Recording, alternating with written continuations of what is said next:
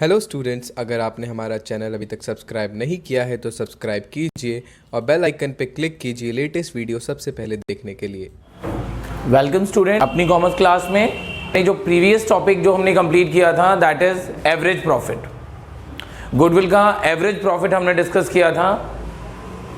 अब हमने average profit में वेटेड एवरेज प्रॉफिट लिया है। दिस इज द अनदर सब पॉइंट ऑफ एवरेज प्रॉफिट। पहले हमने किया था नॉर्मल एवरेज प्रॉफिट, अब हम करेंगे वेटेड एवरेज प्रॉफिट।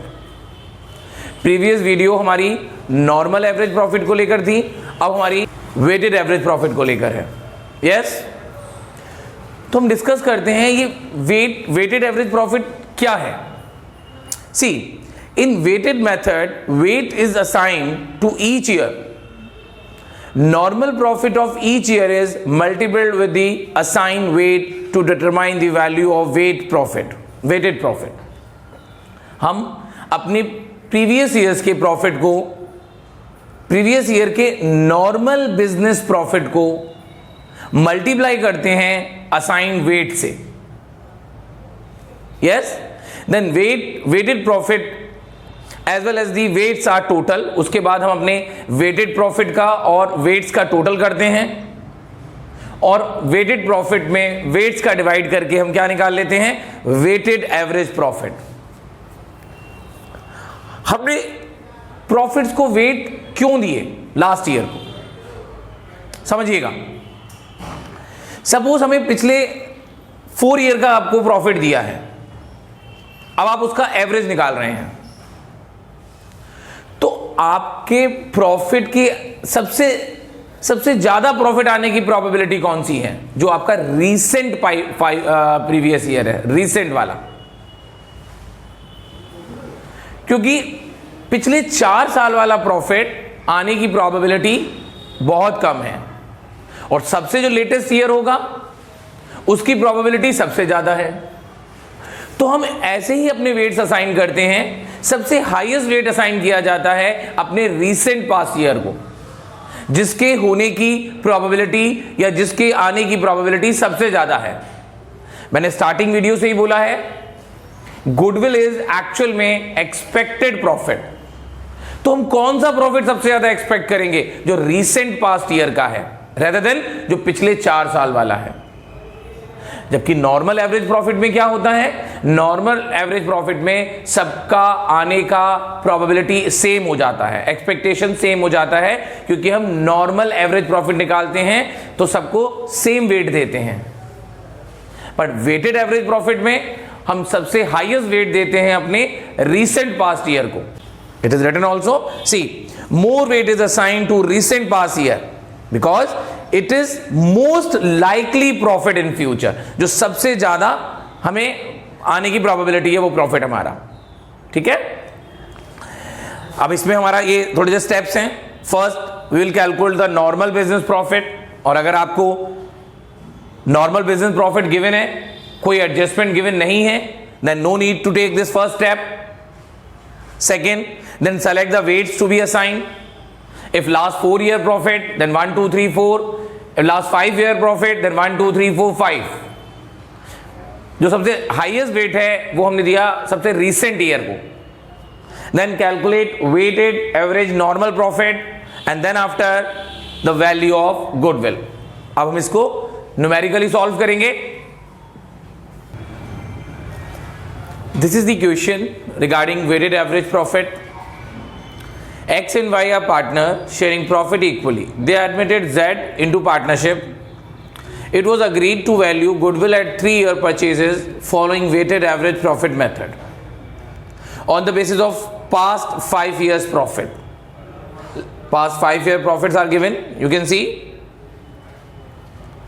अब अगर हम देखें कि सबसे ज्यादा प्रॉफिट आने की प्रोबेबिलिटी होगी इसकी, जो लेटेस्ट हमारा पास्ट ईयर है, और इस प्रॉफिट की आने की प्रोबेबिलिटी सबसे कम होगी.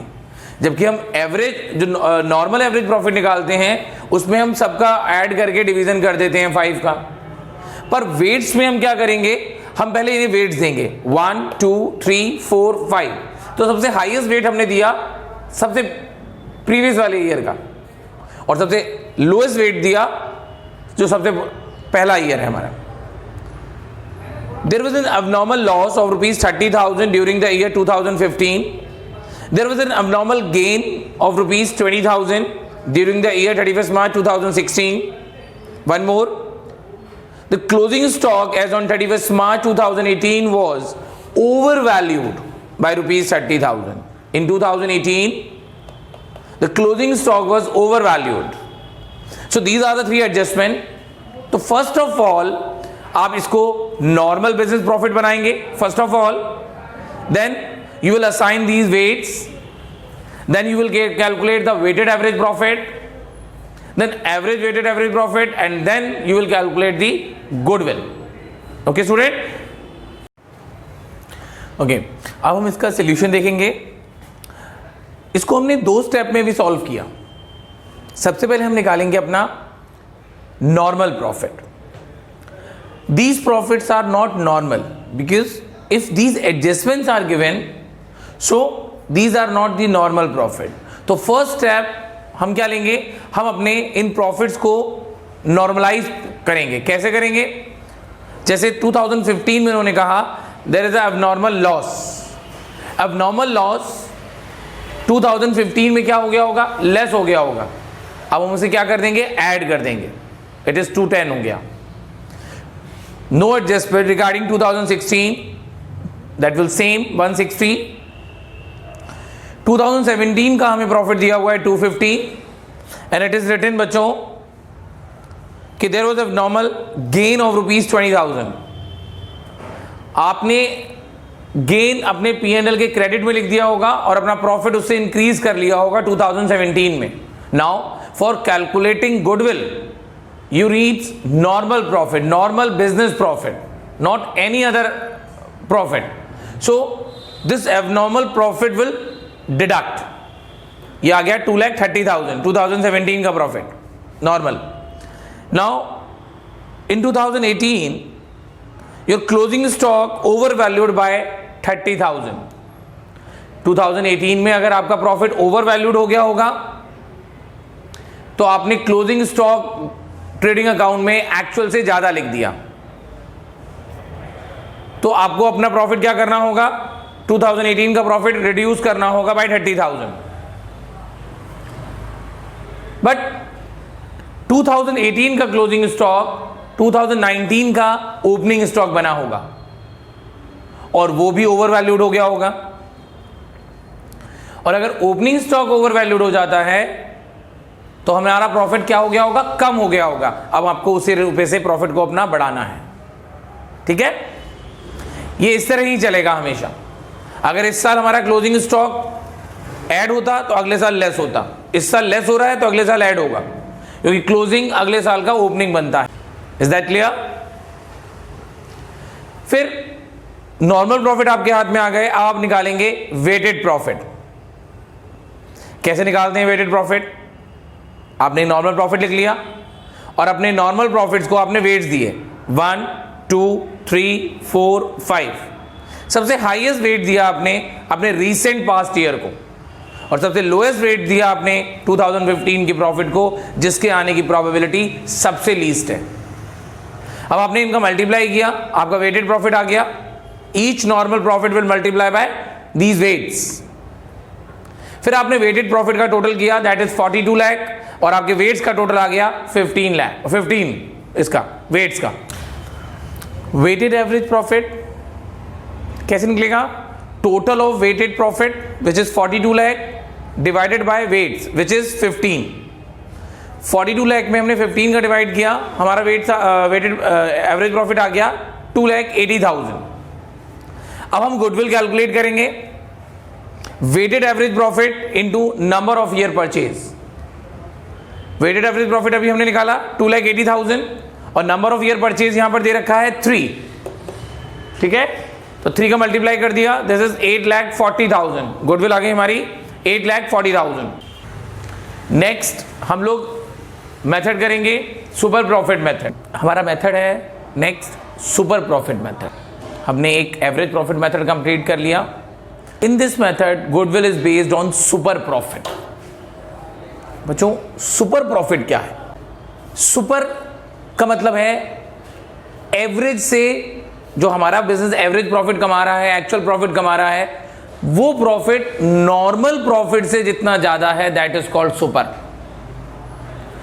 नॉर्मल प्रॉफिट जो सेम कैपिटल एम्प्लॉयड लगाकर जो फर्म कमा रही है, that is called normal. Her business का एक रेट ऑफ रिटर्न होता है, उसकी जितनी कैपिटल होती है उसके अकॉर्डिंग उसका एक रेट ऑफ रिटर्न होता है।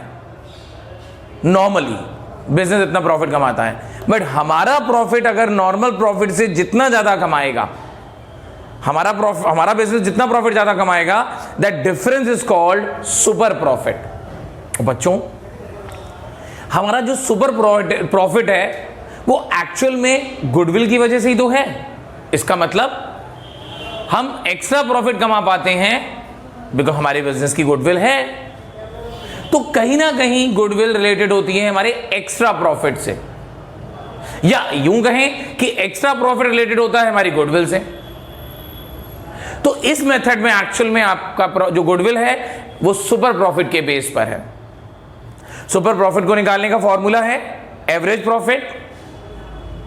दैट मींस जो प्रॉफिट हम लोग अर्न कर रहे हैं लास्ट ईयर्स में, जो लास्ट ईयर का भी हो सकता है और लास्ट ईयर्स का एवरेज प्रॉफिट भी हो सकता है, डिपेंड इन क्वेश्चन में क्या गिवन है, माइनस नॉर्मल प्रॉफिट।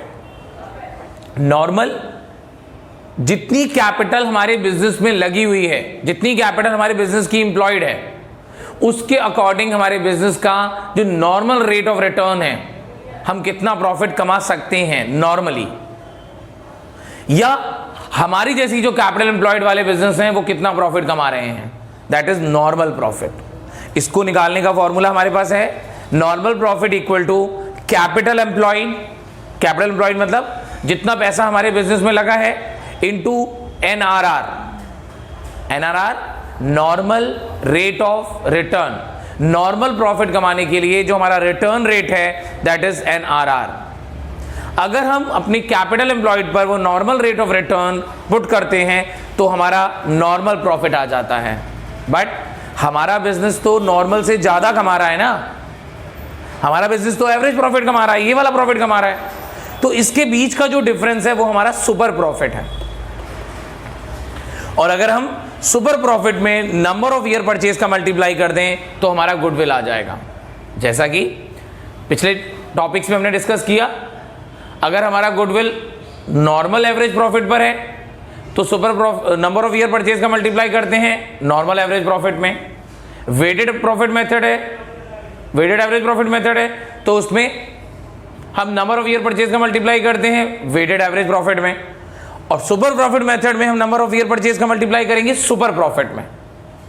यस, अभी क्वेश्चन राइज होता है कि कैपिटल एम्प्लॉयड अगर क्वेश्चन में गिवन नहीं है तो हम इसको कैसे कैलकुलेट करेंगे।